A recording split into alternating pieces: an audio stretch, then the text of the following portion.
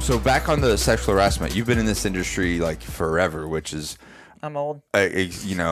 For if you're old, then I'm old. You are. Okay. As my knee was hurting when we had bad weather the other day. Have you, and especially in a very vain, physical, sexual industry, all right? Have you been sexually harassed? No. Well, how do we define it? I don't know. That's the problem. Is like I know how Not guys sexually joke harassed. too. I wouldn't say sexually harassed. Maybe, I don't know. I have not been touched in places that I didn't want to after saying no. That would be like my definition. Okay. Like if Allie put her hand down my pants right now, I would feel weird.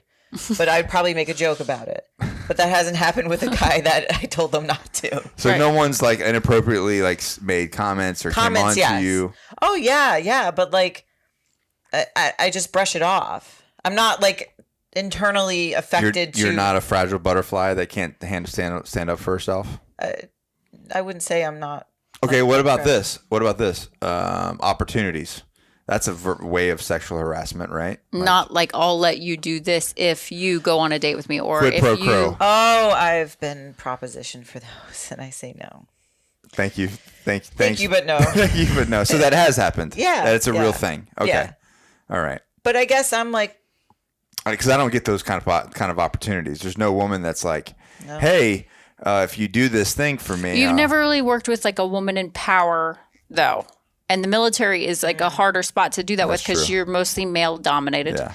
I mean, I can tell you this, like the number one industry I feel like that is affected by that, it's not the fitness industry and it's not the military. No, I feel like it's a fucking restaurant industry because everybody's drinking and using drugs and that shit happens I didn't think of that. on the reg. I feel like every boss I ever had at a restaurant has like felt me up, tried. And that shit happens constantly because everybody's using each other, and you're just working late and drinking, and it's just there's no boundaries. I feel like so many industries, like even the fitness industry and the military, there's a lot more boundaries. So there are people that cross lines, but the lines are very clear. Yeah. Restaurant industry, bar industry, the lines are not there. I don't think there are as many. I don't think there's boundaries in the industry. Well, there are now, but I don't think there were. Yeah. Right. You know, like if anything, I could have been accused of harassing somebody just by joking. I call it joking around. I don't know. I've never had a guy be like, no, don't do that. That's offensive. But I just like slap people on the head. I'm not like grabbing their junk, but like, you know, I don't know. I'm trying to not be insensitive to people who have been affected deeply, but I'm also like I can't. Well, I think that people have been affected by that kind of thing, but it comes down to having the not being insecure, having the what's the word, babe? Like the confidence in yourself to say, like you said, like to say.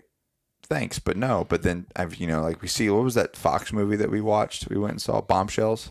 Yes. Where these women like get trapped into like doing this stuff. Well, and that's Hollywood. That's like them trying to further their careers, and then the opportunity presents itself for them to further their careers, but only at a price. And that is shitty. But that is shitty. But the thing is they do it, and then afterwards they feel shitty, and then they complain, or they, it comes out. But like you can have right there in that moment, like. I would want my girls to be like that and to be like you guys and be like, no, thanks, but I'm good.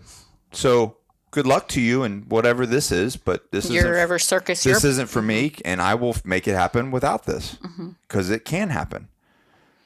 I just never wanted to give somebody the reason to say I got X because I did X. Right. I always, and even when Charlie and I started dating, which might be a harder road, but guess what? Yeah, but welcome to life. Yeah, it's not like a car. I would be so uncomfortable if he bought my Jeep for me. But when I have bought my own cars, like it makes me feel like accomplished. If a guy bought me a car outright, like the kind that I like, I just feel very uncomfortable. I'd be like, this is like I'm sure the guy's pocket would be very uncomfortable as well. And it would be a huge dent, yes. But for me, like that makes me uncomfortable.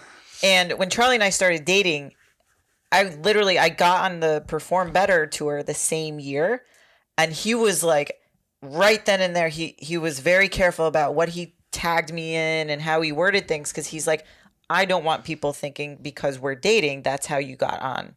Because I literally had a conversation with Chris Poirier, who runs it, like that same year, because he saw me speak somewhere else, and he said this would be good content for the tour.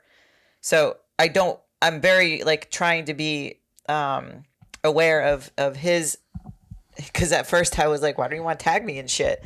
And then he's like, I don't want to give people the opportunity to think you got somewhere because of me. Allie would have been like, oh, so you don't want to, what are you trying to hide here? Trying to hide me? That's how I was. I was like, wait, what? But then it's Charlie. He doesn't like work that way, operate that way. So I'm thinking like all the shit I did, and I'm like, oh, okay, I get it.